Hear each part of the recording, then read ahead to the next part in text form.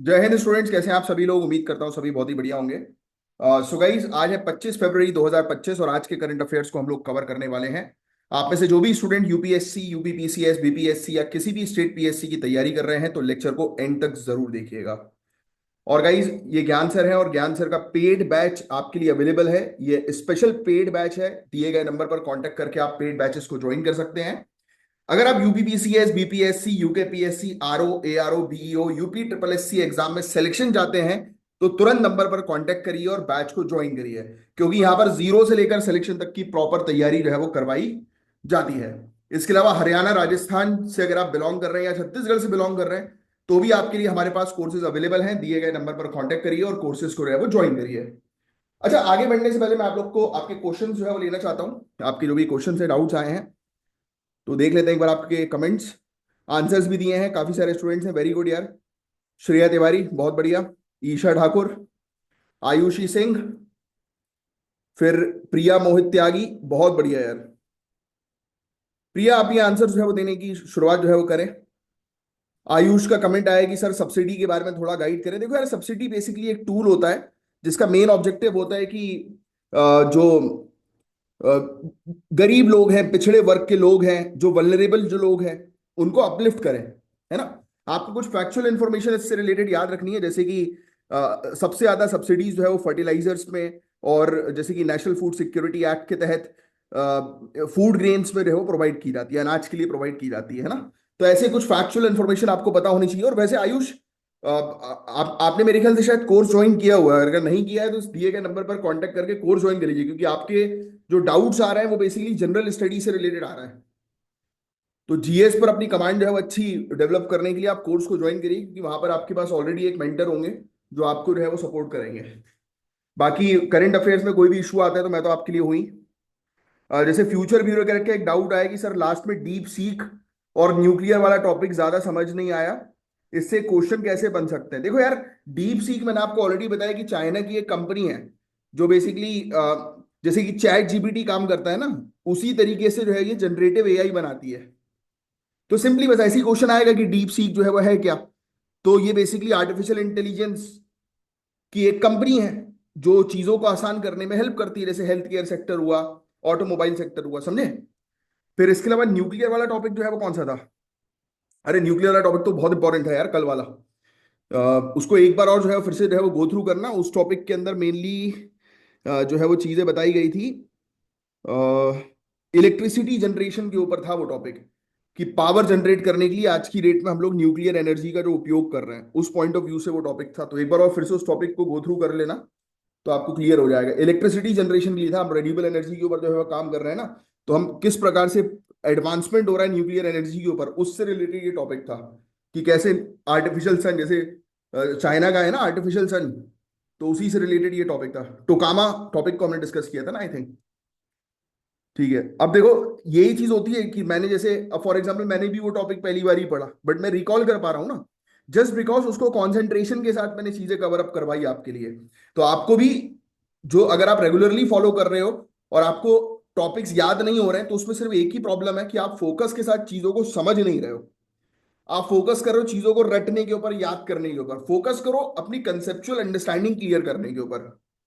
क्योंकि यार देखो, अल्टीमेटली प्रीलिम्स में आपके आंखों के सामने आंसर है, और अगर आपने उस टॉपिक को ध्यान से पढ़ा होगा तो आप आराम से प्रीलिम्स क्रैक कर लोगे, क्योंकि आंखों के सामने ही भाई आपके आंसर है। तो इससे अच्छी बात हो ही क्या सकती है। तो आप तो बस फोकस करो भाई कि मुझे सिर्फ फोकस के साथ चीजों को जो है वो सुनना है, समझना है, बस। फिर इसके अलावा दिग्विजय ने मैसेज किया है कि सर ज्वाइन कर लिया पेड ग्रुप, बहुत बढ़िया यार।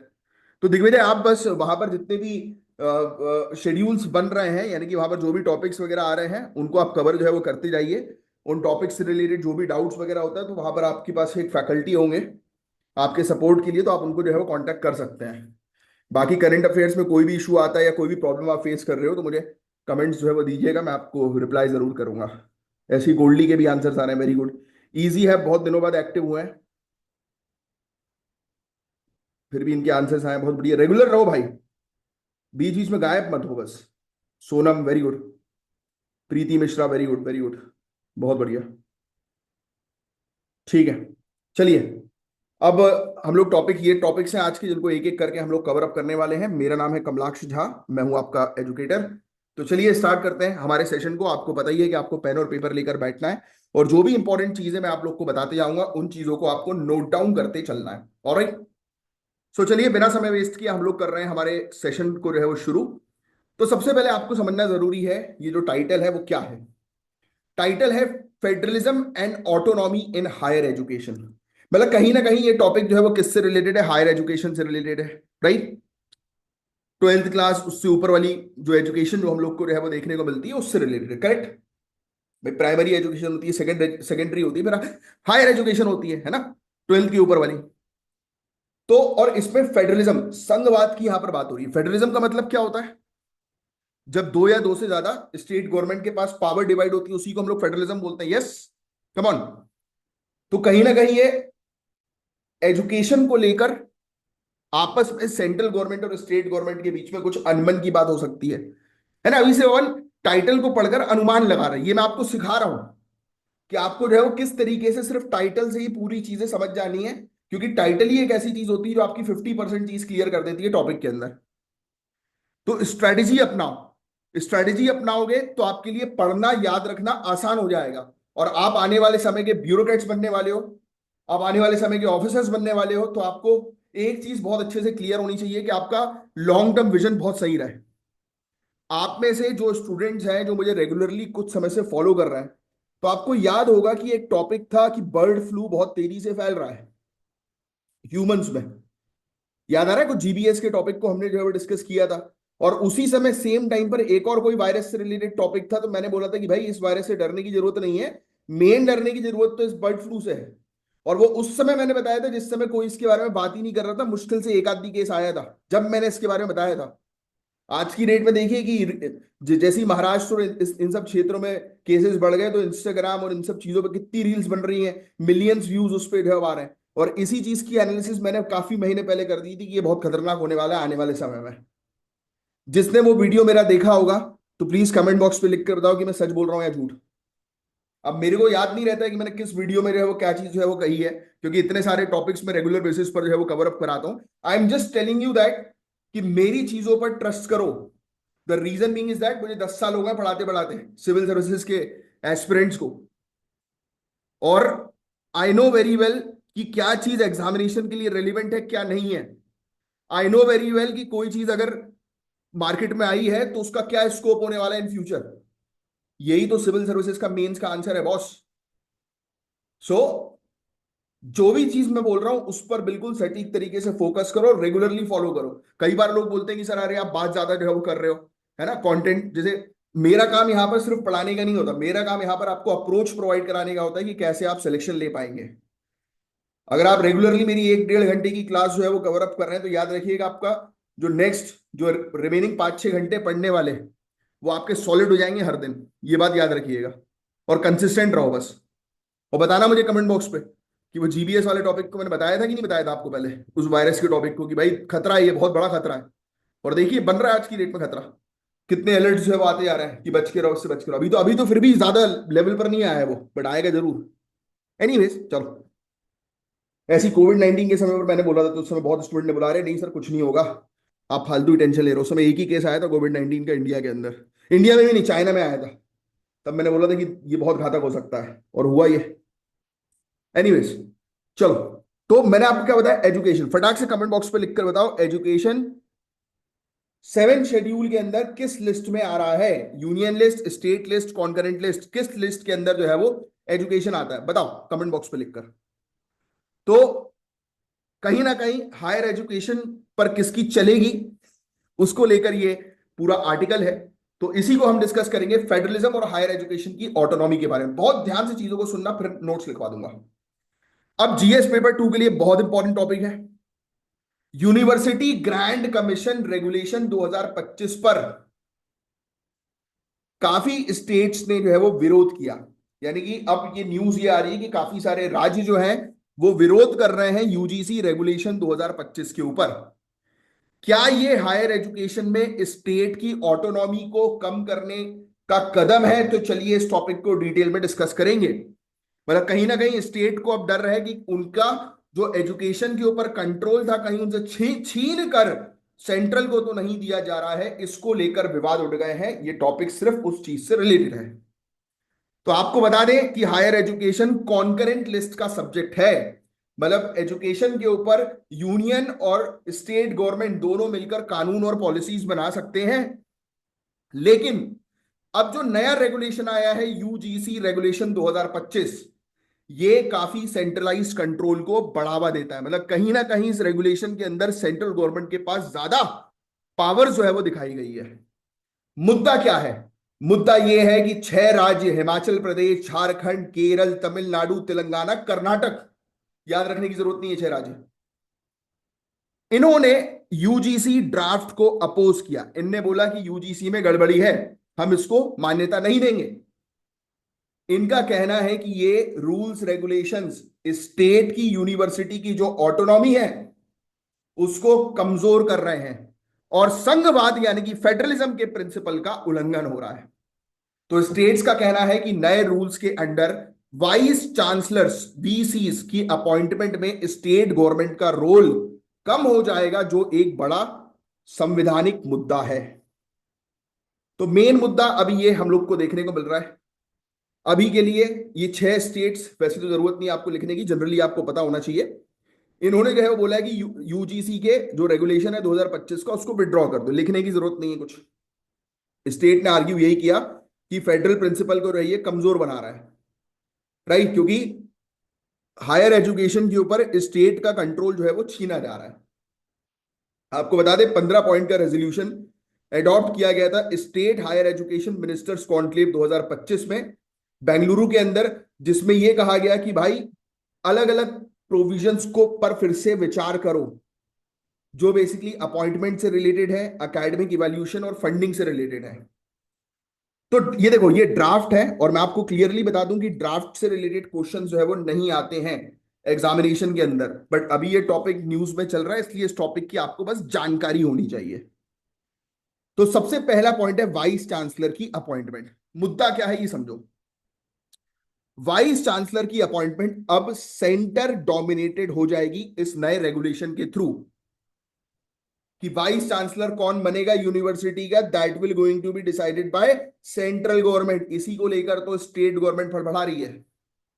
स्टेट गवर्नमेंट का पहले रोल था अपॉइंटमेंट को लेकर वीसी के, लेकिन नए नियम के अकॉर्डिंग यूजीसी सर्च कम सिलेक्शन कमिटी को डायरेक्ट कंट्रोल जो है वो दे रहा है। अब नॉन एकेडमिक पर्सन जो पब्लिक एडमिनिस्ट्रेशन या पॉलिसी मेकिंग से हैं वो भी वाइस चांसलर बन सकते हैं, यानी कि जिनका कोई रोल नहीं है एजुकेशन से, वो भी वाइस चांसलर बन सकते हैं अगर सेंट्रल गवर्नमेंट उनको अपॉइंट कर दे तो। और वाइस चांसलर का टेन्योर 3 साल से बढ़ाकर 5 साल जो है वो कर दिया गया है। बस ये चीज थी, लिखने की अभी कुछ जरूरत नहीं है। ये वाला टेन्योर जो है वो लिखना चाहो तो लिख सकते हो, बाकी जरूरत नहीं है मेरे हिसाब से। तो अभी मत लिखो, जब आगे चल के टॉपिक फिर से आएगा तब लिखना। अभी आपको मुद्दा पता होना चाहिए कि एजुकेशन से रिलेटेड क्या मुद्दा भी आजकल जो है वो चल रहा है। दूसरा पॉइंट, जो यूनिवर्सिटीज इन रेगुलेशंस का पालन नहीं करेंगी उन्हें यूजीसी फंडिंग नहीं मिलेगी। क्लियर कर दिया सेंटर ने। केंद्र बोल रहा है कि बेटा अगर हमारे नियम, हमारे द्वारा बनाए गए नियम को जो लोग फॉलो करोगे उनको तो पैसा मिलेगा, जो हमारे द्वारा बनाए गए नियम को फॉलो नहीं करेगा उसको टाटा बाय बाय। ये कहानी है। प्राइवेट यूनिवर्सिटीज को प्रायोरिटी दी जा रही है, जो कि पब्लिक एजुकेशन सिस्टम के लिए एक चैलेंज हो सकता है। फिर इसके अलावा एकेडमिक परफॉर्मेंस इंडिकेटर्स, इसको हटा दिया गया, जो कि फैकल्टी इवैल्यूएशन में ट्रांसपेरेंसी का काम करता है। मतलब कि ये चेक करता है कि भाई फैकल्टी जो है वो कितनी नॉलेजेबल है, राइट, उनका परफॉर्मेंस कितना अच्छा है, उनके अंडर बच्चे जो है वो कितने अच्छे ग्रो कर रहे हैं। And faculty is very important guys. अगर फैकल्टी सॉलिड है तो स्टूडेंट्स, क्योंकि देखो क्या होता है, बहुत सिंपल चीज है, मैंने अक्सर देखा है कि सबसे बड़ी गलती स्टूडेंट्स कहां पर करते हैं, बड़े बड़े नाम को देखकर देखते हैं कि अरे इस कोचिंग इंस्टीट्यूट के बाहर तो अरे बाप रे इतने सारी फोटो लगी हुई है सिलेक्टेड कैंडिडेट्स की। बेटा जिस दिन तुम्हारा सिलेक्शन होगा ना, उस दिन तुम्हारे पास ही कोचिंग से फोन आएंगे कि मैडम सर, अगर तुम टॉप 10 रैंक में चले गए टॉप 10 रैंक में, स्टेट पीएससी के अंदर। तो एक कोचिंग से कम गिरी से गिरी हालत में तुमको 30 से 40 लाख रुपए का ऑफर आएगा। गिरी से गिरी हालत में 30 से 40 लाख। मेरे काफी सारे स्टूडेंट्स को आ चुके हैं, they have told me. But लेना नहीं लेना वो that is up to you, उस पर मेरा कोई टिप्पणी नहीं होगी, ओपिनियन नहीं होगा। But the point is that कि क्या होता है इससे, और अब तो कोर्ट ने भी ऑर्डर पास जो है वो कर दिया कि आप इस प्रकार की मार्केटिंग जो है वो ना करें, बट फिर भी वॉलंटरी है वो, अभी भी लोग मार्केटिंग करते हैं उस प्रकार की। दूसरा पॉइंट, हमेशा एक चीज ध्यान में रखो, आप कितनी भी अच्छी कोचिंग चले जाओ, अगर फैकल्टी जो पढ़ा रहे हैं वो अगर आपको समझ में नहीं आ रहा तो कोई मतलब ही नहीं है कोचिंग ज्वाइन करने का। बट अगर जो फैकल्टी पढ़ा रहा है उसकी चीजें अगर आपको दिमाग में घुस रही है, समझ में आ रही है, कॉन्सेप्ट क्लियर हो रहा है, और उससे पढ़ने के बाद जो है वो आप चीजों को लिख पा रहे हो, समझ पा रहे हो, उससे उस टॉपिक से रिलेटेड क्वेश्चंस जो है वो हैंडल कर पा रहे हो, तो बॉस उस फैकल्टी को छोड़ना मत कभी। क्योंकि लोग हमेशा गलती करते हैं, मैंने देखा मेरे पास भी काफी स्टूडेंट आते हैं अलग अलग कोचिंग से ठुकर खा के, बोलते हमें तो कुछ समझ में नहीं आया, महंगी महंगी कोचिंग, 1.5 1.5 लाख रुपए साल का जो है वो देने के बाद उनको लगता है कि अरे यार कुछ समझ में आया ही नहीं। The reason being is that हर एक का समझाने का तरीका होता है। अब मेरा भी समझाने का तरीका शायद काफी सारे लोगों को ना पसंद आता है, तो वो लोग नहीं आते, बट जिनको आ रहा है वो कंटिन्यू करते हैं। तो इसलिए हमेशा ये चीज ध्यान में रखो कि फोकस कोचिंग्स के ऊपर मत करो, पढ़ाने वाले के ऊपर करो। अगर सामने वाले की चीजें आपको क्लियर हो रही हैं तो उनके साथ टच में रहो। एनीवेज, तो मैंने आपको क्या बताया, इन लोगों ने फैकल्टी अच्छा परफॉर्म कर रही है उससे रिलेटेड एक सिस्टम चलता था, उसको बंद कर दिया। ये भी एक बड़ा मुद्दा है। दूसरा पॉइंट, अंडर ग्रेजुएट एडमिशन के लिए कंपलसरी एंट्रेंस एग्जाम रखे गए हैं, जो कि ग्रॉस एनरोलमेंट रेशियो को नेगेटिवली इंपैक्ट कर सकता है। सोचो आप, लोग कॉलेज ज्वाइन करने के लिए, अभी हम आज की डेट में लोगों को प्रमोट कर रहे हैं, जनता को प्रमोट कर रहे हैं कि जनता आओ, बच्चों आओ कॉलेज ज्वाइन करो, 12वीं पास करने के बाद हमारे देश को ग्रो करवाना है। बट अगर आप सोचो, वैसे ही जनता, जब हम छोटे थे तो हम भी एग्जाम से डरते थे, है कि नहीं, कि अरे यार साला एग्जाम आ गया। यहां तो आप कॉलेज ज्वाइन कराने के लिए एंट्रेंस एग्जाम को अगर कंपलसरी कर दोगे तो बच्चा कॉलेज ज्वाइन करेगा? नहीं करेगा, बोलेगा भाड़ में जाओ, मुझे नहीं करना। तो ये कहीं ना कहीं ग्रॉस एनरोलमेंट रेशियो को नेगेटिवली इंपैक्ट करेगा, लोग जो है वो ज्वाइन नहीं करेंगे यूनिवर्सिटी को। कम ऑन से यस और नो? यस। तो यही चीजें हैं बस इस टॉपिक के अंदर, बाकी आपको लिखने की आवश्यकता नहीं है, और कुछ नहीं है इसके अंदर। फेडरलिज्म जो है वो बर्बाद होता जा रहा है, इरोड होता जा रहा है, फेडरलिज्म का इरोजन हो रहा है, क्योंकि मेन पावर जो है वो सेंट्रल गवर्नमेंट के हाथ में आ रही है। एजुकेशन कॉन्करेंट लिस्ट का पार्ट है, इसलिए ज्वाइंट डिसीजन मेकिंग होनी चाहिए, जो हो नहीं रही है। नए रेगुलेशन स्टेट पब्लिक यूनिवर्सिटी को कमजोर कर सकते हैं, प्राइवेट यूनिवर्सिटी को ज्यादा प्रेफरेंस जो है वो मिल रहा है, जो स्टेट फंडेड यूनिवर्सिटीज को फाइनेंशियल डिसएडवांटेज में डाल सकता है। फिर कंपलसरी एंट्रेंस एग्जाम होने से सोशियो इकोनॉमिकली बैकवर्ड स्टूडेंट्स के लिए हायर एजुकेशन और इनएक्सेसिबल हो सकता है। तो ये इश्यूज तो बहुत बड़े हम लोग को जो है वो देखने को मिल रहे हैं, बाकी इसमें आपको ज्यादा जाने की आवश्यकता नहीं है।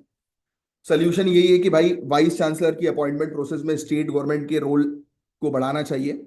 एजुकेशन गवर्नेंस में कोऑपरेटिव फेडरलिज्म को फॉलो करना चाहिए, बहुत इंपॉर्टेंट पॉइंट है, कोऑपरेटिव फेडरलिज्म लिख लेना। और इससे रिलेटेड कम से कम 150 वर्ड्स में नोट्स रेडी रखना, क्योंकि 200% मैं आपसे बोल रहा हूं कोऑपरेटिव फेडरलिज्म का टॉपिक डायरेक्टली या इनडायरेक्टली मेंस में आएगा ही आएगा। कोऑपरेटिव फेडरलिज्म, तो एजुकेशन गवर्नेंस में कोऑपरेटिव फेडरलिज्म को फॉलो करना चाहिए।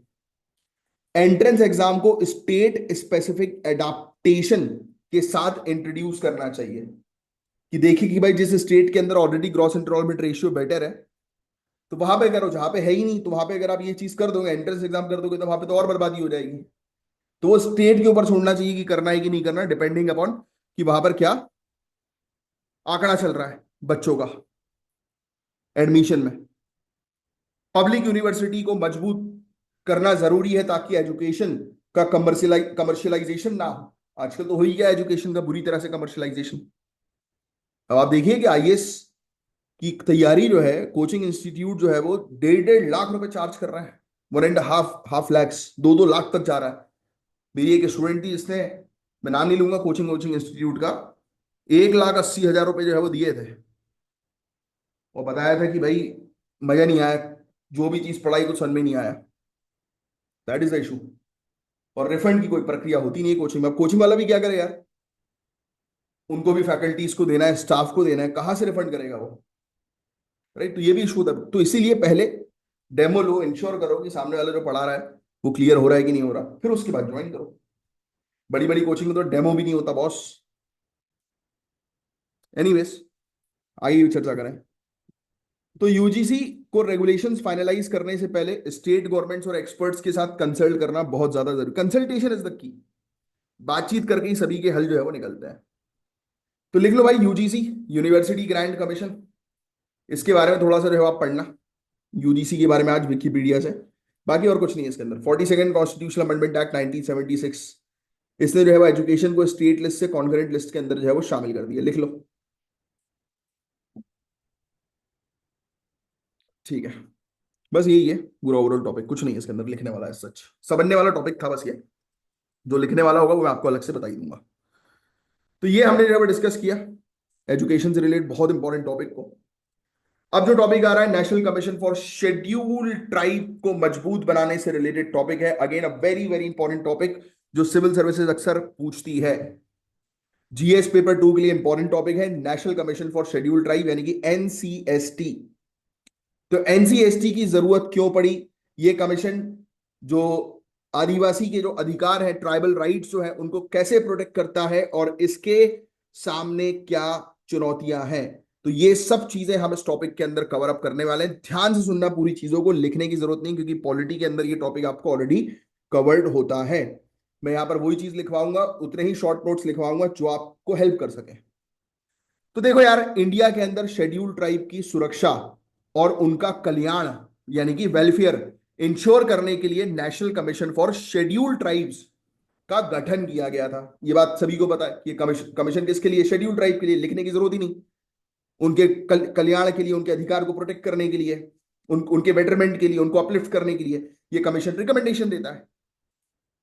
एक छोटा सा क्वेश्चन है, national commission for schedule tribe का जो रिकमेंडेशन है क्या वो बाइंडिंग होता है? यानी कि अगर इस कमीशन ने कोई रिकमेंडेशन दिया, फॉर एग्जाम्पल जैसे आप इस कमीशन के मेंबर हो, मान लेता हूं मैं, है ना, आप इस कमीशन के मेंबर हो, आपने रिकमेंडेशन दिया कि ये फलाना शेड्यूल ट्राइबल ग्रुप जो है ये काफी पिछड़ा है, इसको थोड़ी सी फंडिंग प्रोवाइड कराओ जिससे कि इसको हम अपलिफ्ट कर सकें, सोशली और एजुकेशनली जो बैकवर्ड है उनको अपलिफ्ट कर सकें। तो क्या आपके द्वारा दिए गए जो डिसीजन है वो बाइंडिंग होते हैं क्या? क्या पार्लियामेंट को इसको फॉलो करना पड़ता है, हाँ या ना? या स्टेट लेजिस्लेचर को फॉलो करना पड़ता है, हाँ या ना? कमेंट बॉक्स पर लिख कर बताओ, क्योंकि ये टॉपिक आपका, भाई कॉन्स्टिट्यूशनल बॉडी है ये टॉपिक बहुत इंपॉर्टेंट है, पॉलिटी के अंदर पढ़ाया ही जाता है। अगर पॉलिटी पूरी पढ़ ली है उसके बाद ये टॉपिक जो है वो नहीं आ रहा है तो दैट मीन्स की रिवीजन में कमी है या फिर ये टॉपिक ढंग से आपको एक्सप्लेन ही नहीं किया गया है। तो ये कमीशन ट्राइबल कम्युनिटीज के, आदिवासी जो समुदाय हैं, उनके सामाजिक, आर्थिक और शैक्षणिक यानी कि एजुकेशनल सशक्तिकरण, एम्पावरमेंट के लिए काम करता है। पहले एससी और एसटी के लिए एक ही कमीशन था, पहले हुआ करता था national commission for scheduled caste and scheduled tribe. फिर 2004 में, लिख लेना, लिखने की जरूरत नहीं यार, ये आ जाएगा, आपको लिखने की जरूरत नहीं है क्योंकि आपके उसमें पॉलिटी के अंदर डिटेल में लिखा रहता है यार। लक्ष्मीकांत उठा लो, कोई भी उठा लो, उसमें पूरे पॉइंट्स रहते हैं और नोट्स में तो अलग से लिखवाते हैं कोचिंग में। तो 2004 में 89th कॉन्स्टिट्यूशनल अमेंडमेंट एक्ट के थ्रू शेड्यूल ट्राइब के लिए अलग national commission for schedule tribe जो है वो गठन किया गया। पहले एक ही था, national commission for schedule caste and schedule tribe, फिर अलग अलग हुए। उन्होंने बोला कि नहीं भाई, शेड्यूल कास्ट को अलग कमेटी देखे तो बेटर है, शेड्यूल ट्राइब को अलग कमेटी देखे तो बेटर है, ओबीसी को अलग देखे तो बेटर है। फिर आर्टिकल 338A क्वेश्चन आता है directly, national commission for schedule tribe किसके अंडर आती है? तो आर्टिकल 338A, इसके under national commission for schedule tribe एक कॉन्स्टिट्यूशनल बॉडी बन गई जो शेड्यूल ट्राइब के अधिकारों और उनके कल्याण की मॉनिटरिंग करती है और इंश्योर करती है कि उनको अपना अधिकार मिले। Are you getting this point? फिर इसमें कौन कौन लोग जो है वो रहते हैं इसके अंदर, आपको जो है वो कैबिनेट मिनिस्टर के बराबर रैंक वाले चेयरमैन आपको देखने को मिलेंगे। कई बार लोग गलती करते हैं, पूछा जाता है national commission for schedule tribe के चेयरमैन कौन है, तो पीएम लिख के आ जाता है, तो भाई कैबिनेट मिनिस्टर होता है या उसके बराबर की रैंक है। Vice chairman minister of state rank के होते हैं। 3 मेंबर्स और होते हैं जिसमें कम से कम एक महिला होना जरूरी है, तो ऐसे करके इनके टोटल 5 मेंबर हो गए। 3 सालों के लिए इनको अपॉइंट किया जाता है और मैक्सिमम 2 बार रीअपॉइंटमेंट हो सकता है किसी मेंबर का, उससे ज्यादा नहीं। अब इसके बारे में जो है हम लोग चर्चा करें कि इसके काम जो है वो क्या क्या होता है, फंक्शंस। पहला point, national commission for schedule tribe constitutional safeguards का इंप्लीमेंटेशन मॉनिटर करती है। सिंपल शब्दों में, हमारे संविधान में शेड्यूल ट्राइब के कल्याण के लिए, उनके अधिकार के प्रोटेक्शन के लिए जो भी प्रोविजंस हैं, जो भी पॉइंट्स मेंशन्ड है, इंश्योर करती कि वो पूरी तरह से लागू हो। हर साल ऑनरेबल प्रेसिडेंट को इनकी रिपोर्ट जाती है। किसको रिपोर्ट जाती है, अक्सर क्वेश्चन पूछा जा सकता है। तो ऑनरेबल प्रेसिडेंट को हर साल इनकी रिपोर्ट जाती है कि एसटी के लिए क्या पॉलिसी बनाई जानी चाहिए, या जो पॉलिसीज हैं उनका क्या स्टेटस है। तो पूरी डिटेल्ड रिपोर्ट हर साल, एवरी ईयर, ऑनरेबल प्रेसिडेंट के ऑफिस में जाती है। गवर्नमेंट को शेड्यूल ट्राइब्स के सोशियो इकोनॉमिक वेलफेयर पॉलिसीज पर ये कमीशन एडवाइस देता है। पीसा एक्ट 1996 लिख लो, PESA, PESA act, panchayat extension to schedule areas act 1996, और दूसरा कानून लिख लो, फॉरेस्ट राइट्स एक्ट 2006। इन दोनों कानून के बारे में आज आपको पढ़ना ही आपका टास्क है। इन कानून को प्रॉपर तरीके से मॉनिटर करती है कि इसका प्रॉपर इंप्लीमेंटेशन हो रहा है कि नहीं हो रहा। ट्राइबल लोग जिस क्षेत्र में रहते हैं ना, तो कहीं ऐसा तो नहीं हो रहा उनके क्षेत्र को हड़पने की कोशिश की जा रही है, या उनको अलग किया जा रहा है जानबूझ के मेन स्ट्रीम सोसाइटी से। इसको भी देखती है, विचार करती है, उनको इनकम के सोर्सेज उनके लिए अवेलेबल कराती है, उनमें स्किल डेवलपमेंट पर फोकस करती है कि उन पर स्किल डेवलपमेंट जो है वो होना चाहिए। तो ये सब काम national commission for scheduled tribes के हैं। ठीक है, इनके अचीवमेंट्स की बात कर लें भाई। फॉरेस्ट राइट एक्ट, एफआरए के इंप्लीमेंटेशन पर इन्होंने बहुत फोकस किया कि जंगल में जो शेड्यूल्ड ट्राइब्स रहते हैं तो उनका कल्याण हो, उनके अधिकारों का हनन ना हो। लैंड डिस्प्लेसमेंट और इलीगल एक्विजिशन के केस में इन्होंने हस्तक्षेप किया। कई बार लोग जो है वो ट्राइबल लोगों को जो है वो, कमजोर तो है ही है, तो उनको जानबूझकर दबाकर, उन पर दबाव डालकर भगाते उनके क्षेत्र से, जिससे कि उनकी जमीन को कब्जा कर लिया जाए। तो ऐसे मामलों में इस कमीशन ने हस्तक्षेप किए हैं। 100 डेज एक्शन प्लान लॉन्च किया जिसमें ट्राइबल वेलफेयर स्कीम्स की ग्राउंड रियलिटी असेसमेंट किया गया, यानी कि 100 दिन के अंदर इस कमीशन का यह टारगेट था कि हम चेक करेंगे जितनी भी आदिवासी लोगों के लिए स्कीम्स चल रही है वो उनको बेनिफिट वाकई में दे रही है कि नहीं दे रही है। पर्टिकुलरली वल्नरेबल ट्राइबल ग्रुप, मुझे कमेंट बॉक्स पे लिख कर बताओ ये ग्रुप है क्या, पहले भी क्वेश्चन पूछ चुका हूं।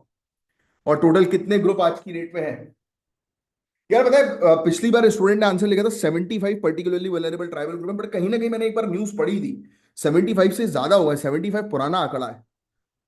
मैंने लास्ट लेक्चर में भी आपसे बोला था कि मतलब लास्ट बार जब हम डिस्कस कर रहे थे कि भाई 75 तो है, मेरे जहन में है, बट इससे ज्यादा कुछ बड़े हैं, पता है, कुछ ऐड हुए हैं, एक बार चेक करो आप अच्छे से। तो पर्टिकुलरली वल्नरेबल ट्राइबल ग्रुप के लिए स्पेशल स्कॉलरशिप और उनकी आजीविका को बेहतर बनाने के लिए प्रोग्राम्स भी लॉन्च किए।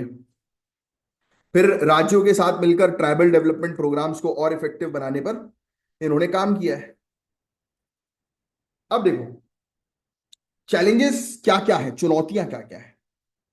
तो देखो यार, national commission for scheduled tribe ministry of tribal affairs के अंडर काम करती है, लेकिन इसका इंडिपेंडेंट फाइनेंशियल ऑटोनॉमी नहीं है, यानी कि इसको पैसे के लिए हमेशा मिनिस्ट्री की तरफ जो है वो देखना पड़ता है। बहुत सारे राज्य और डिपार्टमेंट्स जो होते हैं वो national commission for scheduled tribe से कंसल्ट नहीं करते, जो कि आर्टिकल 338A क्लॉज 9 का उल्लंघन है। इनके स्टाफ में भी कमी होती है, जो कि इसकी एफिशिएंसी को कम करती है। चेयरपर्सन और मेंबर्स की पोस्ट खाली रहने की वजह से डिसीजन डिले होते हैं, राइट। इनके, जो मेरा क्वेश्चन था देखो, उसका आंसर जो है वो मिल ही गया होगा आपको। इनका जो भी रिकमेंडेशन होता है वो लीगली बाइंडिंग नहीं होता। इस वजह से कई बार आदिवासी के अधिकार का उल्लंघन के जो केसेस सामने आते हैं, उसकी अकाउंटेबिलिटी, उसकी जवाबदेही जो है वो काफी वीक हो जाती है। फिर लैंड एलियनेशन, रिजर्वेशन डिनायल, इसके केस में एनसी एसटी का रोल काफी लिमिटेड है। यानी कि किसी के रिजर्वेशन को जो है वो डिनाई कर दिया, रिजेक्ट कर दिया, तो एनसी एसटी ज्यादा बोल नहीं पाती। ट्राइबल कम्युनिटीज को एनसी एसटी के रोल और उनके अधिकार के बारे में प्रॉपर अवेयरनेस नहीं है। बस यही था बस गाइस पूरा ओवरऑल टॉपिक। तो हमें इनकी लीगल पावर को मजबूत करना होगा, मैन पावर, इनको जो प्रॉब्लम होती है वही इसका सोल्यूशन होता है। मैं आपको हमेशा बता चुका हूँ, जो इनकी प्रॉब्लम है वो इनका सोल्यूशन है। स्टाफ नहीं है तो स्टाफ बढ़ाओ, है ना। स्टेट्स को बोलो कि भाई कंसल्ट करो इनके साथ, है। शिकायत के लिए जो है वो एक मैकेनिज्म होना चाहिए प्रॉपर, जिससे कि ऑटोनॉमी जो है वो इसकी मेंटेन रहे और मजबूत बने ये कमीशन, बस। अच्छा, एक सिंपल सा क्वेश्चन है, पूरी प्रोसेस लिखकर आपको बतानी है। किसी भी पर्टिकुलर ट्राइबल ग्रुप को अगर हमें एस सी एस टी या ओबीसी कैटेगरी, यानी कि किसी भी पर्टिकुलर एक कोई ग्रुप है जो S C S T OBC में नहीं है, उसको अगर शामिल करवाना है S C S T OBC में, तो उसकी प्रॉपर प्रोसेस क्या होती है। ये टॉपिक हालांकि मैंने ही पढ़ाया हुआ है करंट अफेयर्स में, कुछ महीनों पहले ये टॉपिक आया था, बट ये टॉपिक काफी ज्यादा इंपॉर्टेंट है, एग्जामिनेशन में पूछा जाता है।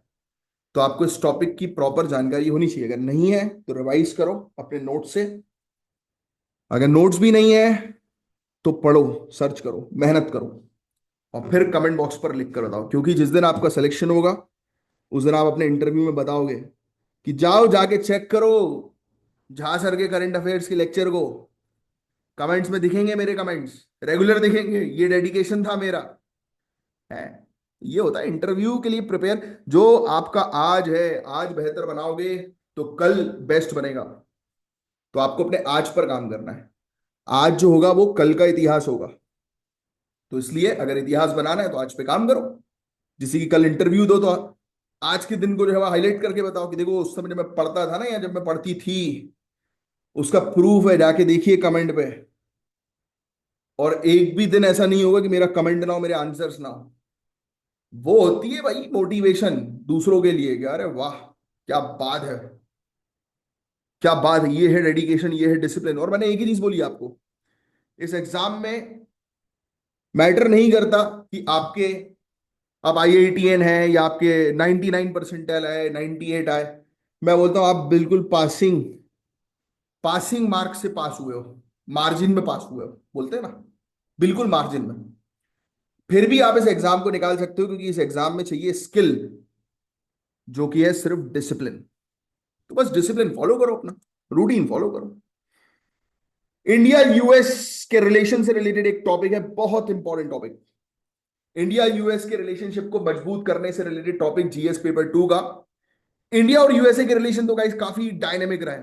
कभी दोस्ती होती है, कभी टेंशन हो जाते हैं। शाणा है ना, क्योंकि यूएसए है। अंकल सैम है, बड़े शाणे हैं वो।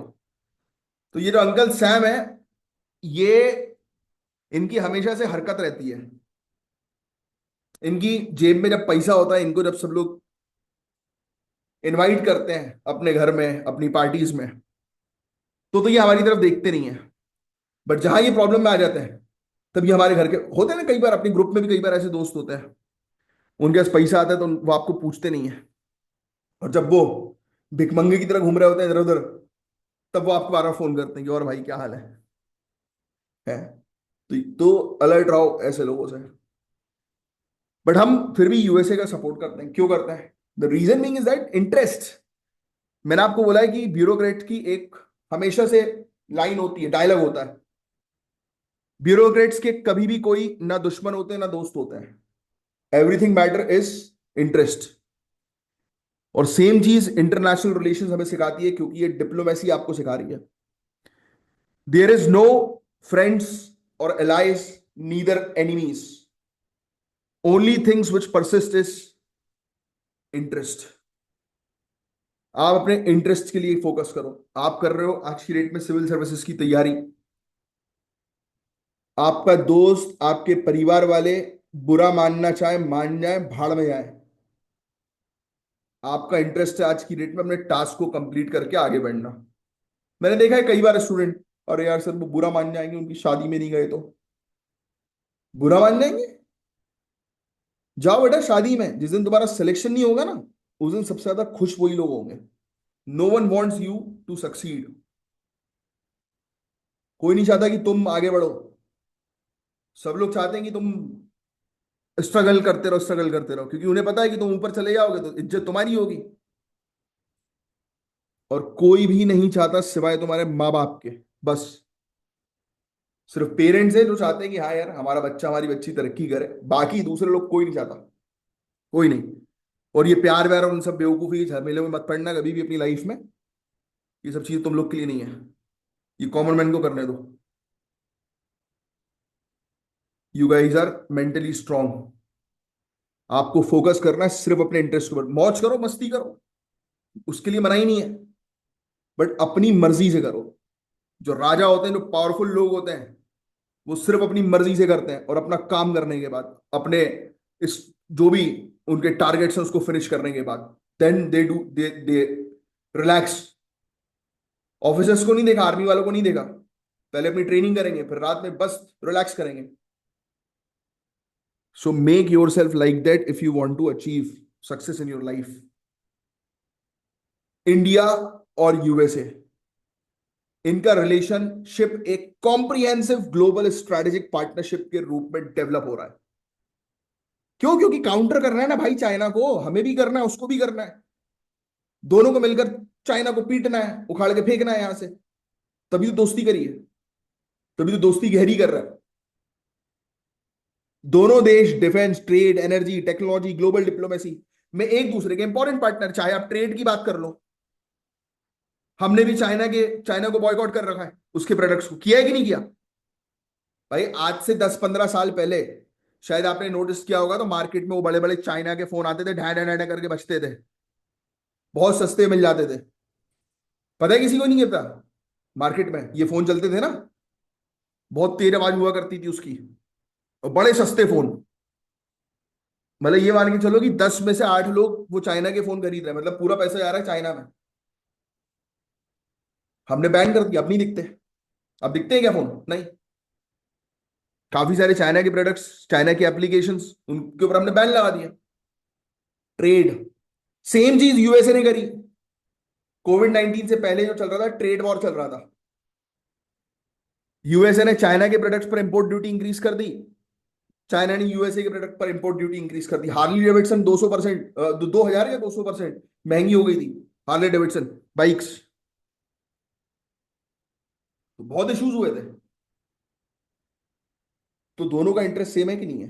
चलो ये भी छोड़ो, बेल्ट एंड रोड इनिशिएटिव, हमें गुस्सा है इस इनिशिएटिव से चाइना के। क्यों? पहला तो एक बात यह है कि हमारे चाइना पाकिस्तान इकोनॉमिक कॉरिडोर से निकल रहा है उसका रोड, जो हमें नहीं पसंद। दूसरा जो है, इससे चाइना जो है वो मोनोपोली क्रिएट कर रहा है 3 कॉन्टिनेंट्स के ऊपर, एशिया, अफ्रीका, यूरोप।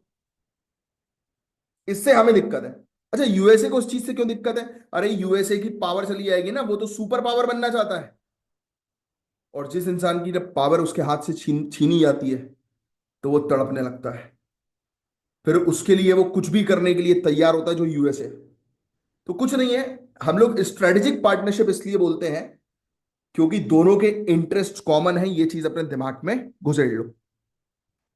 21वीं सदी में Indo Pacific strategy, Quad, AI, semiconductor, space cooperation, ऐसे नए एरियाज में यूएसए और इंडिया मिलकर अपने आप को मजबूत बना रहे हैं, और इनका ऑब्जेक्टिव सिर्फ एक ही है, चाइना को काउंटर करना। अब एक और चीज बता दूं, इतनी घनिष्ठ अगर दोस्ती हमारी यूएसए से होती, हम इंटरेस्ट के लिए काम करते हैं। इसके लिए सबसे अच्छा एग्जांपल है S-400 surface to air defence missile system का। किसका है? कमेंट बॉक्स में लिखकर बताओ। किससे हम लोग खरीद रहे हैं S-400? जल्दी बताओ, फटाक से वीडियो पॉज करो, फटाक से बताओ। रशिया। हमने रशिया को ऑर्डर दिया है। पता है जब ऑर्डर दिया था उस समय यूएसए ने हमें चिल्लाया था, अच्छा बेटा, हमसे नहीं खरीद रहे हो क्योंकि यूएसए के पास भी सेम सिस्टम है, बट वो वीक था। यूएसए के पास है थार्ड, जो S-400 का काउंटर है, बट S-400 टेक्नोलॉजी में और उसमें भी क्या बोलते हैं, मतलब टेक्नोलॉजी होती है और वो दूर तक जाता है ना, जो रेंज, रेंज में भी काफी अच्छा है, काफी बेहतरीन है। तो भाई हम अगर पैसा खर्च कर रहे हैं तो अच्छी चीज के लिए खर्च कर रहे हैं ना। बट यही कॉमन मैन बताओ क्या सोचता है, कॉमन मैन सोचता है नहीं यार वो दोस्त की दुकान से ले लेता हूं। बेटा दोस्त ही तुझे लूट रहा है, तू रिश्तेदार की दुकान में जा रहा है, सोच रहा है कि चलो रिश्तेदार का फायदा करा दे, वो रिश्तेदार ही तुम्हारा काट रहा है। डिप्लोमेट ऐसे नहीं होता, डिप्लोमेट ये है कि भाई दोस्त भी अगर कोई चीज सेल आउट कर रहा है तो उससे पूछो भाई क्यों। अबे मुझे मैं, और क्रॉस चेक करो, every time you have to cross check. आम आदमी जो है वो बेचारा सीधा साधा होता है, इसलिए बेचारा हमेशा परेशान रहता है। और अगर तुम्हें अपनी जिंदगी में परेशान होना है तो आम आदमी बने रहो, और ब्यूरोक्रेसी की तरफ जा रहे हो तो अपने आप को इतना स्ट्रांग रखो कि कोई तुम्हें मूर्ख ना बना सके, चाहे वो कोई भी हो। हाँ खुद बन रहे हो तो बात अलग है। जानबूझ के रिश्तेदार अगर देख रहे हो कि वाकई में इसको आपको सपोर्ट करना है और वो आपसे पैसा नहीं ले रहा, खुददारी दिखा रहा है, महंगा भी देना तो खरीद लो, फिर एक नहीं 10 आइटम खरीद लो, क्योंकि आप उसको सपोर्ट कर रहे हो। बट बेवकूफ बन रहे हो फिर भी किए जा रहे हो, तो वो तो फिर बेवकूफी है। तो यूनाइटेड स्टेट्स हमें थार्ड बेच रहा था, हमने मना कर दिया। वो हमें बोलता अच्छा लेके दिखाओ रशिया से, बताता हूं फिर मैं तुम्हें। हमने बोला जो उखाड़ना है उखाड़ ले, लेंगे तो हम रशिया से ही। अब कुछ नहीं कर पाया। इसके डिप्लोमेट्स यहाँ पर आते थे इंडिया में, बड़ा डराते थे हम लोग को। हम लोग उस समय बोलते थे अरे अरे, ठीक है यार, ठीक, कोई बात नहीं यार, हमें जो करना है वो हम करेंगे। दोस्त ने शादी में बुलाया, नहीं आएंगे, हमें एग्जाम क्लियर करना है। दोस्त बोल रहा बेटा शादी में नहीं आया, बात नहीं करो, मत कर जा, जिस दिन सिलेक्शन होगा उस दिन वही तुम्हारे घर पे आएगा माला लेके। The game is very simple, interest पर काम करिए, इंटरेस्ट। लिखो 2025 में लॉन्च हुआ India US compact, full form पूरा, catalysing opportunities for military partnership, accelerated commerce and technology for the 21st century. 21वीं सदी के लिए, देखो पूरी चीज लिखी हुई है, 21वीं सदी के डिफेंस पार्टनरशिप कर रहे हैं, मतलब कि advance tactics, advance technology, commerce को एक्सेलरेट करेंगे, टेक्नोलॉजी को बढ़ाएंगे, ट्रेड बढ़ाएंगे। तो उसको लेकर इन्होंने पार्टनरशिप कर ली भाई, इसको लॉन्च कर दिया इन्होंने। दोनों देश defence, trade, energy, technology, global diplomacy में एक दूसरे के इंपॉर्टेंट पार्टनर्स बन गए, क्योंकि जरूरत है एक दूसरे को, वरना चाइना आगे निकल जाएगा। और ये बात सत्य है, 2040 तक पूरी दुनिया को डर है, क्योंकि चाइना ने खेला खेल दिया ना, उससे बहुत पैसे बांट दिए हैं। इसको लेकर हमें भी टेंशन है और यूएसए को तो है ही। 2025 में लॉन्च हुआ है ये। अब किस पर्पस के लिए उसके पूरे नाम में ही छुपा हुआ है, तो पर्पस लिखने की जरूरत नहीं है। अब सिर्फ चीजों को जो है वो सुनो आप। 10 साल का मेजर डिफेंस पार्टनरशिप फ्रेमवर्क 2025 से 35 तक, ये वाला लिख लेना। 2025 से 2035 तक हमने 10 साल का एक प्लान तैयार किया, जिसमें हम लोग, एक्सरसाइज का नाम लिखो, युद्ध अभ्यास, युद्ध अभ्यास मालाबार, कोप इंडिया, युद्ध अभ्यास मालाबार, कोप इंडिया, ऐसे जॉइंट एक्सरसाइजेस पर हम लोग मिलकर काम करेंगे 10 सालों में। जैवलिन एंटी टैंक मिसाइल लिखो, जैवलिन एंटी टैंक मिसाइल और F-35 स्टेल्थ फाइटर जेट्स का एग्रीमेंट डिस्कस हो रहा है। F-35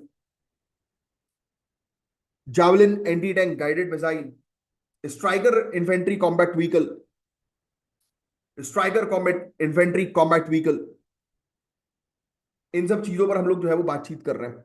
P-8I maritime petrol aircraft, Indian naval surveillance capability को बूस्ट करने, इन सब एरियाज पर बातचीत की जा रही है। यूएसए के ड्रोन्स, अपाचे हेलीकॉप्टर्स, ये P-8I सर्विलांस एयरक्राफ्ट, ये इंडियन डिफेंस फोर्सेस में शामिल होंगे। यानी कि कहीं ना कहीं ये जो अब डील हो रही है यूएसए के साथ हमारी, ये हमें बहुत मजबूत बना देगी डिफेंस टेक्नोलॉजी में। हमारे जो एक्सरसाइज है उसको, और मतलब हमारे सोल्जर्स को, हमारे जो अब देखते हैं ना डिफेंस पर्सनल, उनको जो है वो इस तरीके से ट्रेन कर देंगे कि वो यूएसए की आर्मी के साथ मिलकर ऑपरेशन जो है वो कंडक्ट कर सकें। तो ये अच्छा मूव है। ऑटोनॉमस सिस्टम इंडस्ट्री अलायंस जो आर्टिफिशियल इंटेलिजेंस और रोबोटिक बेस्ड वेलफेयर पर फोकस करेगी। तो ये चीजें, कुछ चीजें लिखो आप एग्रीमेंट के नाम, जो यूपीएससी और स्टेट पीएससी के लिए बहुत इंपॉर्टेंट। ये ट्रेड वेट कितने बिलियन यूएस डॉलर का क्या है वो अभी के लिए लिखने की जरूरत नहीं है। मैं जो चीज आपको बता रहा हूँ वो लिख लो आप, जो आज आप पढ़ोगे डिटेल में। एक लिखो B E C A, B E C A, B E C A, comma LEMAO, LEMOA, LEMOA, LEMOA, comma COMCASA, comma COMCASA, COMCAS, COMCAS। ये इंडिया और यूएसए के बीच के डिफेंस एग्रीमेंट्स है गाइस। इंडिया और यूएसए के डिफेंस एग्रीमेंट्स जो मैंने भी आपको रहे बताए, कॉमकासा, लिमोआ, बीईसी है। ये आपको याद रखना है जब भी कोई इस तरीके के टॉपिक्स आते हैं ना, तो आपको ये एग्रीमेंट्स पता होना चाहिए कि इंडिया और यूएसए के बीच में ये कौन से एग्रीमेंट्स जो है वो साइन हुए हैं। तो ये एग्रीमेंट्स की अच्छी आपको जानकारी जो है वो होनी चाहिए। इसमें तो दिया नहीं है इन लोगों ने, बाकी मैंने आपको लिखवा दिया, आज पढ़ लेना इसके बारे में, एग्रीमेंट्स के बारे में। क्योंकि क्या होता है कि इंटरनेशनल रिलेशंस में ये सब टॉप, जब यूएसए का टॉपिक आता है तो ये सब जो पॉइंट्स है वो आपको बिल्कुल उंगलियों पर जो है वो होने चाहिए। फिर मिशन 500 इनके बीच में है कि 2030 तक 500 बिलियन यूएस डॉलर का बायलेटरल ट्रेड का इनका टारगेट है। बायलेटरल ट्रेड एग्रीमेंट का डिस्कशन हुआ जिसके अंदर ये टेक्सटाइल, आईटी सर्विस, फार्मास्यूटिकल, इन सब एरियाज पर काम करेंगे। इंडियन एग्रीकल्चर एक्सपोर्ट्स के लिए यूएस मार्केट अपना एक्सेस देगा। यूएस इन्वेस्टमेंट इंडियन सेमीकंडक्टर और मैन्युफैक्चरिंग सेक्टर में होगा।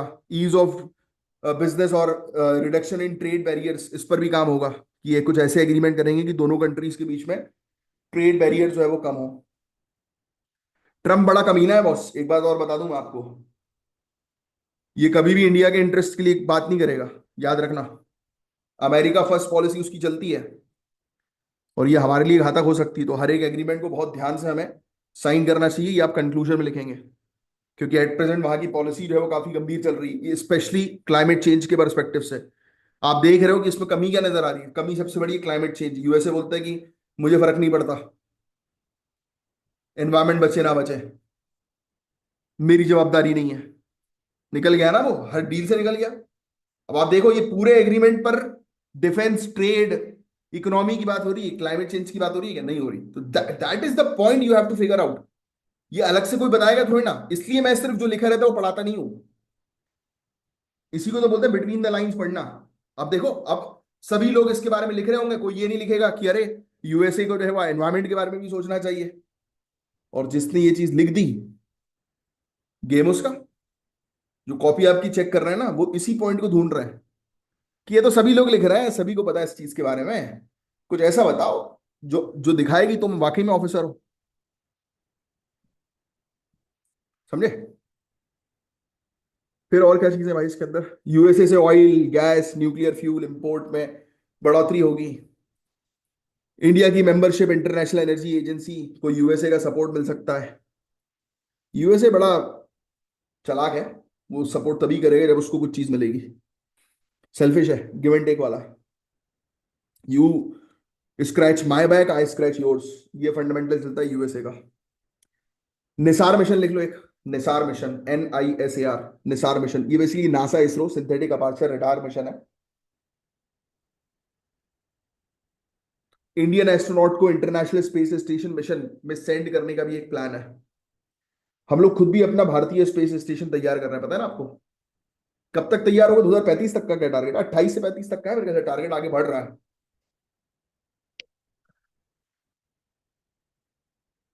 ठीक है। और क्या चीज है इसके अंदर? और कुछ नहीं है कुछ खास। बस दैट्स इट गाइस, इतने ही थे पूरे ओवरऑल टॉपिक्स। होपफुली पूरी चीज आपको अच्छे से, इसमें यार एक और चीज, एक और लिख लेना है, India middle east, India middle east Europe economic corridor, IMEC। इसको यूएसए का सपोर्ट मिलेगा, ये उसके लिए है basically, belt and road initiative को काउंटर करने के लिए। लिखो India middle east Europe economic corridor, पढ़ लेना इसके बारे में। IMEC बहुत इंपॉर्टेंट टॉपिक है, पहले भी आया है ये एग्जामिनेशन में। और कुछ तो नहीं छूट गया? नहीं, ठीक है। क्वाड के बारे में आपको ऑलरेडी पता है ना? काउंटर टेररिज्म के बारे में ये लोग फोकस कर रहे हैं। क्वाड वर्सेस AUK US, लिख लो। Quad, QUAD versus AUK US, इसके नोट्स बना लेना।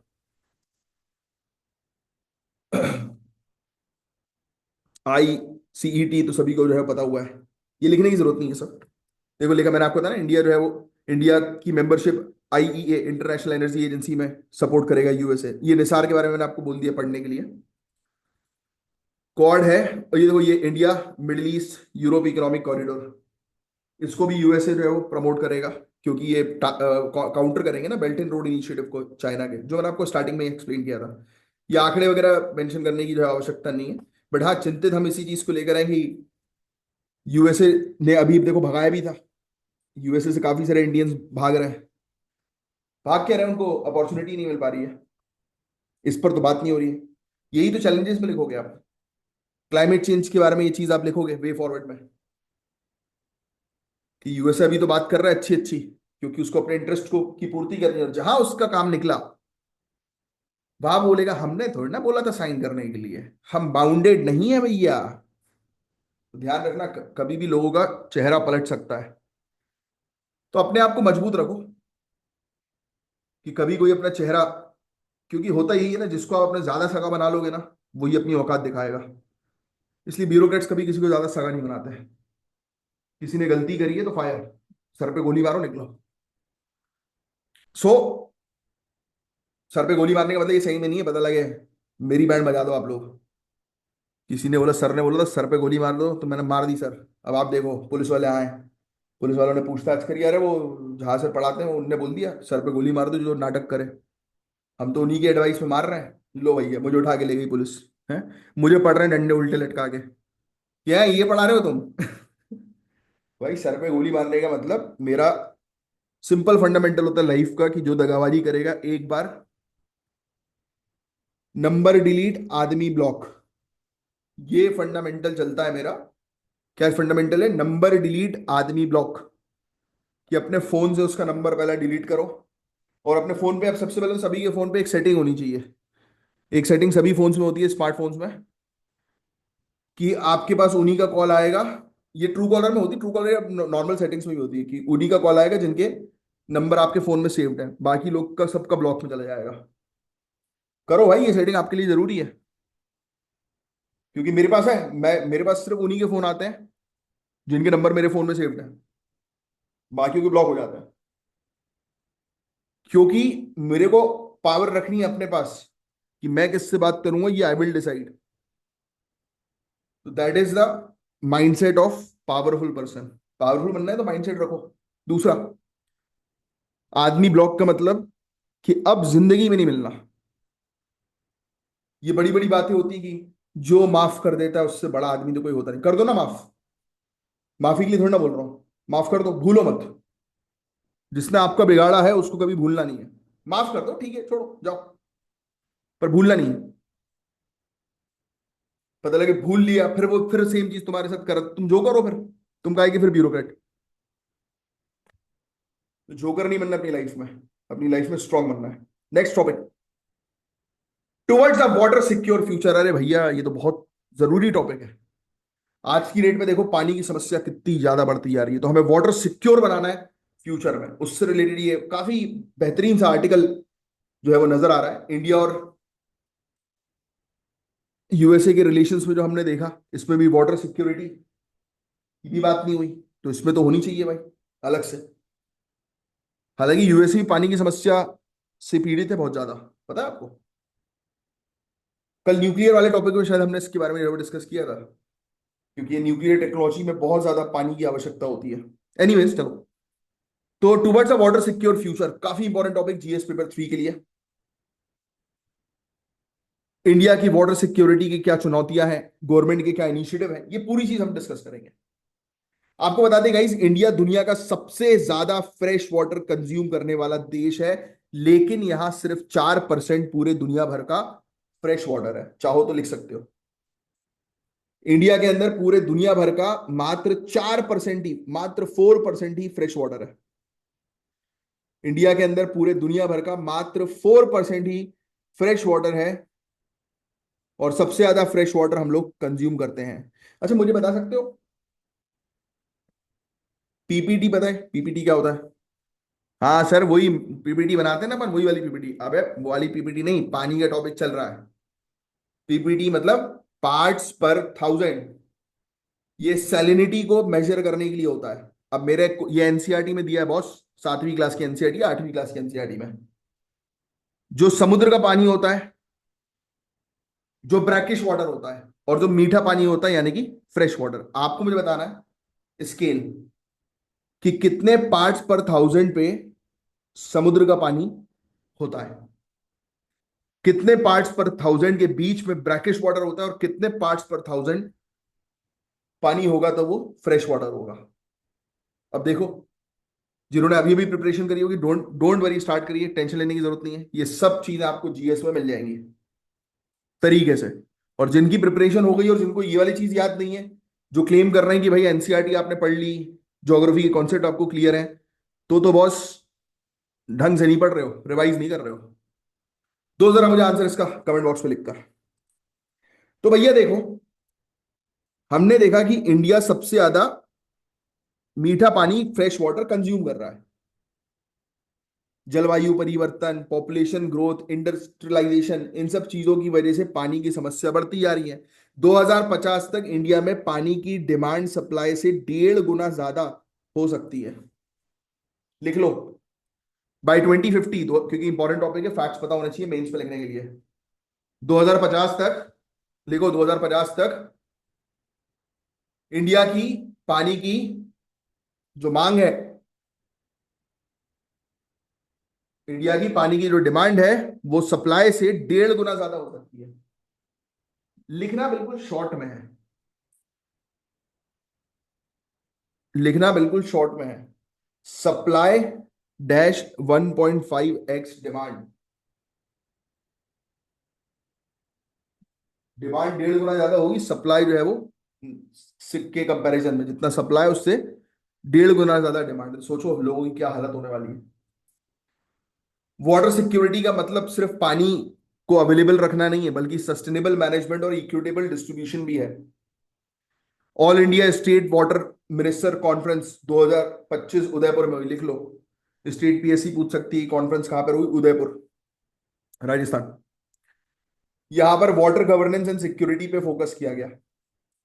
जल जीवन मिशन, हर घर जल, अमृत स्कीम, ये तीनों स्कीम के नाम लिखोगे और आज पढ़ोगे इस स्कीम के बारे में, स्कीम से रिलेटेड क्वेश्चंस आते हैं। हर खेत को पानी, जल जीवन मिशन, फिर लिखो अमृत स्कीम, हर घर जल, इन सब के बारे में डिस्कशन हुआ। पीने की पानी की समस्या बहुत ज्यादा है, बहुत ज्यादा। इंडिया में 21 मेजर सिटीज हैं, दिल्ली, बेंगलुरु 2030 तक बहुत बुरी स्थिति में आ सकती है। तिरुपति में तो अभी हर 3 दिन में एक दिन जो है वो पानी आ रहा है। हरियाणा के अंदर वाटर टेबल जो है वो डाउन हो गया। देखते रहते हो ना ये सब, सुनते रहते हो आप न्यूज।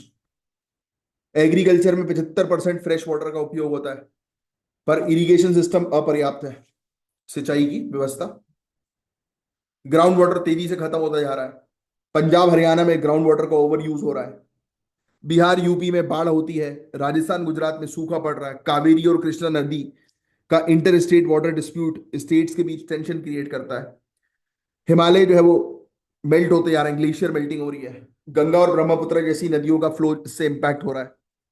एक्सट्रीम मानसून और बढ़ता हुआ टेम्परेचर पानी की अवेलेबिलिटी को और अनसर्टेन बना रहा है। पानी का एफिशिएंट डिस्ट्रीब्यूशन के लिए प्रॉपर कानून, रूल्स, रेगुलेशंस होने चाहिए। काफी सारी मिनिस्ट्रीज इन्वॉल्व है, जल शक्ति ministry, environment ministry, agriculture ministry, पर उन सभी मिनिस्ट्रीज के बीच में जो कोऑर्डिनेशन है वो प्रॉपर नहीं है। तो मैंने आपको पढ़ने के लिए कही है कुछ स्कीम्स के बारे में, बाकी इसमें और कुछ नहीं है। ये देखो, एक जल जीवन मिशन के बारे में यहाँ पर बात हो रही है। मैंने ये आप पढ़ना अलग से, लिखना नहीं है अभी।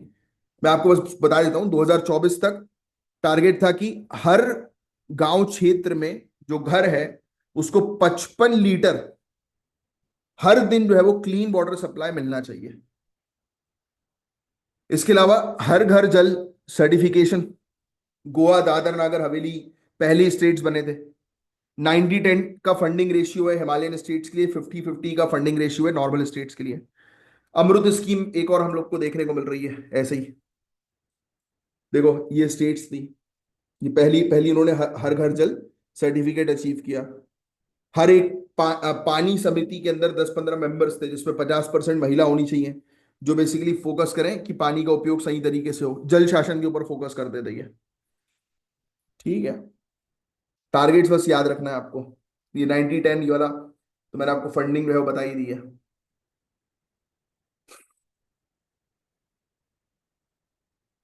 ठीक है, अमृत, अमृत मिशन के बारे में जो है वो चर्चा करें। Atal mission for rejuvenation and urban transformation इसका फुल फॉर्म है। ये बोलते हैं कि शहरी एरियाज में, क्योंकि भाई अर्बन है, अर्बन ट्रांसफॉर्मेशन, शहरी एरियाज में पीने के पानी का सप्लाई और सीवेज ट्रीटमेंट इंश्योर करती है ये। इसका फोकस यही है कि स्मार्ट वाटर मैनेजमेंट करना, एआई और इंटरनेट ऑफ थिंग्स का उपयोग करके। ऐसे ही जल शक्ति अभियान हम लोग को देखने को मिलता है, रेन वाटर हार्वेस्टिंग के लिए, कि भाई लोगों के घर की छत पर पानी अगर गिरे तो वो नीचे ग्राउंड वाटर में जो है वो स्टोर हो। ग्राउंड वाटर रिचार्ज इनिशिएटिव है। ऐसे ही एक कैच द रेन कैंपेन है, लिख लेना, कैच द रेन कैंपेन, पानी को बचाने से रिलेटेड। ऐसी नमामि गंगे प्रोग्राम तो आप जानते ही हैं। Ken Betwa river link project, मुझे बता सकते हो केन और बेतवा रिवर लिंक प्रोजेक्ट जो है, उसमें केन और बेतवा नदी जो है वो कहाँ से निकलती हैं और किन स्टेट्स के बीच में ये प्रोजेक्ट है? ठीक है, बस यही था इस पूरा ओवरऑल टॉपिक, इसके अंदर और कुछ नहीं है खास। Water management technique sustainable future के लिए, ड्रिप इरिगेशन का उपयोग करो, स्प्रिंकलर्स का उपयोग करो, ये तो बहुत बेसिक चीजें हैं। आज की डेट में मिलेट्स की प्रोडक्शन को हम लोग फोकस कर रहे हैं कि ज्यादा से ज्यादा मोटा अनाज जो है, कोर्स ग्रेन मिलेट, ये सबसे ज्यादा जो है वो हम लोग इसका प्रोडक्शन करवाएं, क्योंकि ये क्लाइमेट चेंज रेजिलिएंट क्रॉप है, कि जलवायु परिवर्तन का इस पर असर नहीं पड़ेगा, कम से कम पानी में ये पनप सकता है। ठीक है, एक भूजल मिशन भी है। पानी पंचायत भी ध्यान रखना, पानी पंचायत को भी प्रमोट किया जा सकता है। बस यही था पूरा ओवरऑल टॉपिक, जो टास्क दिए हैं वो पूरे पूरे करेंगे आप लोग। कावेरी 2.0 डीडीओएस अटैक लिख लो, वेरी इंपॉर्टेंट, 80% से ज्यादा चांसेस है एग्जाम में इससे रिलेटेड, प्रीलिम्स में क्वेश्चन आ सकता है। तो कावेरी 2.0 डीडीओएस अटैक, जो कि एक मेजर साइबर सिक्योरिटी खतरा बन चुका है, लिख लेना, major cyber security threat, Kaveri 2.0 DDoS attack. DDoS यानी कि distributed denial of service attack, DDoS. आओ समझते हैं, बहुत ध्यान से इस चीज को समझना, नहीं तो चीजों को समझ नहीं पाओगे। आपको ऑलरेडी पता है यार, साइबर अटैक बुरी तरीके से आज की डेट में खतरा बन चुका है, इकोनॉमी के लिए, डिजिटल इंफ्रास्ट्रक्चर के लिए, हमारी नेशन की सिक्योरिटी के लिए।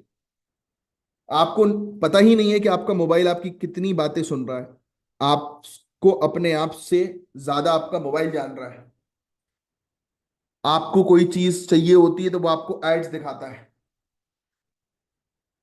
बहुत है भैया मोबाइल फोन, मतलब ये मान के चलो कि अगर आपको जो यूट्यूब पे जो रिकमेंडेशन आ रहा है, जो इंस्टाग्राम के सर्च पे आप देख रहे हो, या जो रील्स आपको जिस प्रकार की दिखाई दे रही है, that is showing your mindset,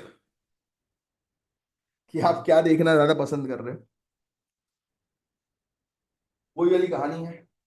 और होता ऐसा ही है कि आपके घर पे शादी होती है तो आपको शादी से रिलेटेड एड्स दिखने लगते हैं। आपको अगर कोई, आप कोई नई गाड़ी खरीदने का प्लान कर रहे होते हो, तो आपको उसके एड्स दिखने लगते हैं, जैसे कि मुझे भी दिख रहे हैं, BMW 5 series, range rover. Range rover की ज्यादा आ रहा है मेरे पास, बट मुझे 5 सीरीज से ज्यादा प्यार है। एनीवेज आगे बढ़ते हैं।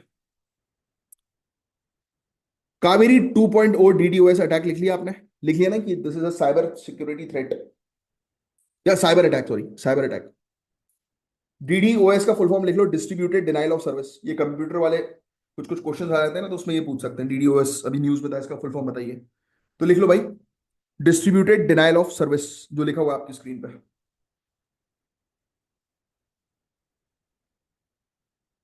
ये पता है क्या करते हैं? जो इंपॉर्टेंट इंडियन वेबसाइट होती है ना, उसको टारगेट करते हैं।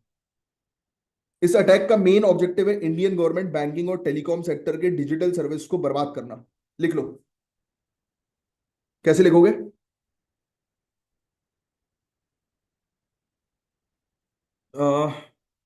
मेन ऑब्जेक्टिव ऐसे लिखो, मुख्य उद्देश्य डैश,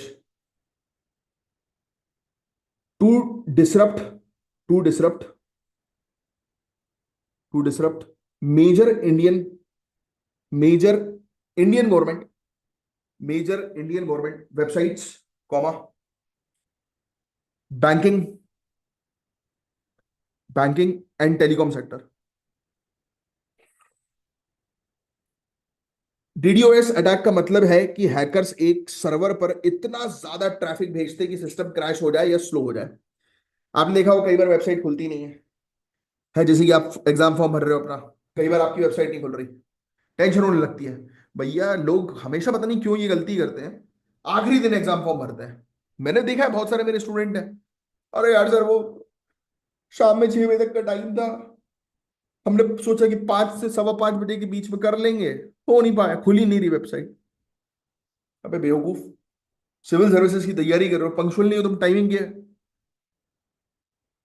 भाई अगर जो डेट दी गई है दैट डजंट मीन आप कर दो ना, सेकेंड डे कर दो। इतनी दिक्कत है, सोच रहे हो कि चलो पहले दिन तो बहुत सारे लोग करेंगे, हम दूसरे दिन कर देंगे। नहीं सर वो पंडित जी ने बोला था इस समय वो मुहूर्त है। कौन सा मुहूर्त है? सर वो उनने बताया था कुछ यहाँ पे, इस टाइम पे करोगे तो सिलेक्शन हो जाएगा। बहुत बढ़िया। मानता मैं भी हूँ चीजों में, बट कुछ चीजें ऐसी होती है, टाइमिंग वो बहुत ज्यादा इंपॉर्टेंट होती है, कुछ प्रोटोकॉल्स होते हैं that you have to follow. अब पता लगे भाई सामने वाला गोलियां चला रहा है, अरे नहीं पंडित जी ने बोला था कि पहले उसकी 3 गोली चल जाए फिर तुम चलाओगे तो मर जाएगा। बहुत बढ़िया। हार चढ़ा हुआ मिल रहा है उस व्यक्ति की फोटो पे। अब डीडीओएस अटैक समझ में आ गया ना कि क्या है, बस इतना ही समझना था कि इंडियन गवर्नमेंट की, अब ये लोग क्या करते हैं, ट्रैफिक बढ़ा देते हैं किसी वेबसाइट पे जानबूझकर कि वेबसाइट ही काम ना कर पाए। बस चाहो तो इस तरह के हल्का सा लिख सकते हो कि हैकर जो है उसका मेन ऑब्जेक्टिव होता है कि उस पर्टिकुलर सर्वर क्रैश करवाना उस वेबसाइट का। इंडिया में साइबर अटैक्स काफी बढ़ रहे हैं, 2019 से 2014 तक 200% ग्रोथ जो है वो देखी गई। CERTIN इन्होंने कंफर्म किया है कि कावेरी 2.0 अटैक में बहुत सारी Indian government website temporary down हो गई थी। अटैक का सोर्स फॉरेन सर्वर्स और बॉटनेट्स को ट्रेस किया गया था। तो आपको समझ में आ गया ना कि ये है क्या, सिंपल शब्दों में। देखो ये लिखा भी हुआ है यहाँ पर, चाहो तो लिख सकते हो, बाकी जितनी चीज मैंने लिखवाई उतना ही लिखना है आपको। डिस्ट्रीब्यूटेड डिनायल ऑफ सर्विस, याद रखना, एक ऐसा साइबर अटैक जिसमें किसी सिस्टम या वेबसाइट पर आर्टिफिशियल ट्रैफिक भेजकर उसे क्रैश कर दिया जाता है। अटैकर्स बॉटनेट्स का उपयोग करते हैं, लिख लो बॉटनेट्स। बॉटनेट्स क्या है ये, ब्रैकेट में लिख देना, हैक्ड डिवाइसेस का नेटवर्क। हैक्ड डिवाइसेस का नेटवर्क मतलब कि ये मान के चलो कि एक रूम के अंदर 100 कंप्यूटर है, उन 100 कंप्यूटर पे एक साथ उन्होंने एक वेबसाइट जो है वो ओपन कर दी। अब वो वेबसाइट जो है वो उसकी कैपेसिटी सिर्फ 100 व्यूअर्स की है एक बार में, तो क्रैश हो जाएगी ना, फिर खुलेगी नहीं, हो फिर क्या करोगे। ये चीज है। अच्छा ऐसा करते क्यों है, कोई दिमाग लगा सकता है, कोई व्यक्ति ऐसा क्यों करेगा? है परेशान करने के लिए। अगर एक वेबसाइट ओपन करते हैं तो एक नॉर्मल रिक्वेस्ट जाती है, लेकिन अगर हैकर उस वेबसाइट पर 1 सेकंड में 10 लाख रिक्वेस्ट भेज दे तो वेबसाइट क्रैश हो जाएगी। मैंने 100 एक छोटा सा एग्जांपल दिया। अब उस वेबसाइट की कैपेसिटी है 100 यूजर्स को हैंडल करना, और अचानक से 1000 यूजर्स आ जाएंगे तो क्रैश तो होना पक्का ही है ना। तो होता है भाई, ऐसा बहुत बार होता है। स्टार्टिंग में मुझे अच्छे से याद है कि एक मैंने कोई ऐसा हुआ था मेरे साथ कि बार बार हमारी वेबसाइट जो है वो क्रैश हो रही थी। मेरे ख्याल से शायद ज्ञान सर के साथ ही हमने वेबसाइट लॉन्च करी थी, तब हुआ था क्या, कुछ हुआ था ऐसा कि जब हमारा सर्वर हमने बहुत लो कॉस्ट का जो है वो लिया था, शायद ज्ञान सर के साथ ही था।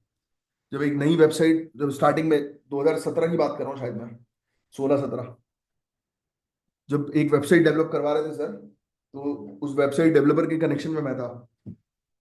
तब बहुत बार वेबसाइट क्रैश हो रही थी हमारी कि सर इतने लोग आ जा रहे हैं आपके पास कि वेबसाइट ही क्रैश हो जा रही है, क्योंकि हमने हमारा उस समय वो बहुत कम था, मतलब सर्वर जो है वो सस्ता वाला था। फिर उसके बाद मेरे ख्याल से सर ने AWS सर्वर लिया था, अब पता नहीं क्या कहानी थी, पुरानी बात है अब तो होता है ऐसा भी कि एकदम से अगर, अब ये लोग करते क्यों होंगे हैकर, सोचिए आप।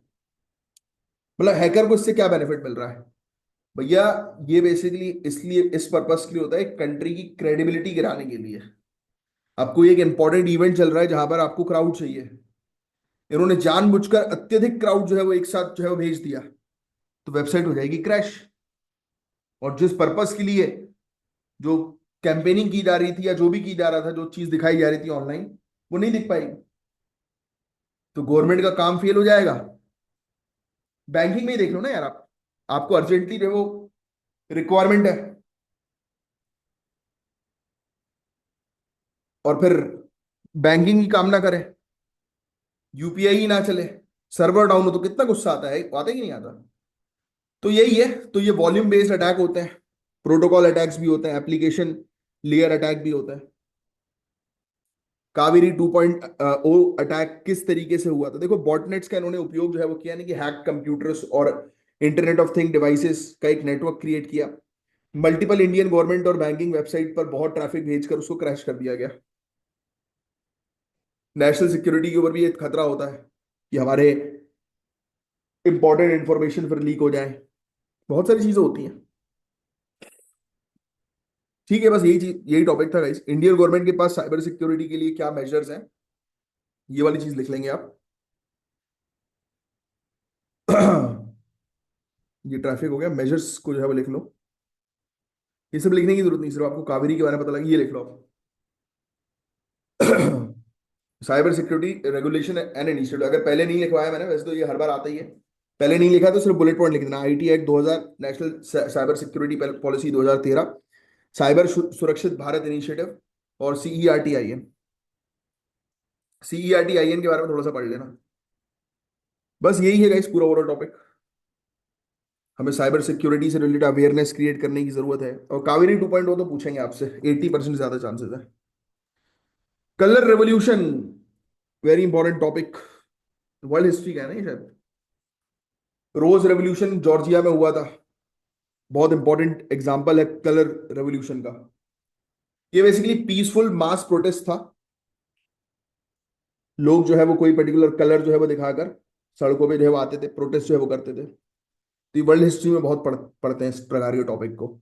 रशिया ने कलर रेवोल्यूशन जो है वो as a western back threat जो है वो देखा है, कि वेस्टर्न जो कंट्रीज हैं वो इस प्रकार से लोकल एरियाज को जो है वो इन्फ्लुएंस कर रही हैं, उनको ऑनलाइन जो है बताती हैं, लोगों को, युवाओं को जो है वो थोड़ा सा ब्रेन वॉश करती हैं कि इस प्रकार की चीजें करो। ये बेसिकली कैंपेन बूस्ट करने के लिए होता है colour revolution. India biennial transparency report, Paris agreement के अंडर एक हम लोग को रिपोर्ट देखने को मिल रही है। तो देखो, बाइनियल ट्रांसपेरेंसी रिपोर्ट, ये बेसिकली हर 2 साल के अंदर आती है, देना रहता है पेरिस एग्रीमेंट के तहत, जिससे ग्रीन हाउस गैस जो है को जो है वो ये लोग ट्रैक करते हैं। Intended nationally determined contribution, NDCs भी जिसको हम लोग बोलते हैं, और कि मतलब एक कंट्री जो है वो किस प्रकार से अपने पेरिस एग्रीमेंट के गोल्स को अचीव करने के लिए काम कर रही है, तो उससे रिलेटेड ये रिपोर्ट्स होती हैं, बस और कुछ नहीं। ठीक है, इंडिपेंडेंट एक्सपर्ट रिव्यू की आवश्यकता होती है। इंडिया ने सबमिट करा है अपना ये पहला रिपोर्ट 2024 में। ये पेरिस एग्रीमेंट वाले टॉपिक के अंदर आप पढ़ सकते हो, ये वाली रिपोर्ट्स वगैरह वैसे कुछ खास नहीं है, रिपोर्ट तो पूछ सकते हैं वैसे, बट पेरिस एग्रीमेंट के टॉपिक के अंडर ही आता है। तो चलो भाई, ये ज्ञान सर है, और ज्ञान सर का पेड बैच ज्वाइन करना है तो दिए गए नंबर पर आप कांटेक्ट कर सकते हैं। बस आज के लिए इतना ही था, और मुझसे जो भी आपको बात करनी है कमेंट बॉक्स पर आप मेंशन कर सकते हैं, मैं आपकी आपके कमेंट्स का जो है वो नेक्स्ट डे रिप्लाई करूंगा। चलिए, मिलेंगे नेक्स्ट लेक्चर में, तब तक के लिए bye, take care, have a great day ahead. जय हिंद, साइन ऑफ करता हूं, मैं हूं आपका एजुकेटर कमलाक्ष झा।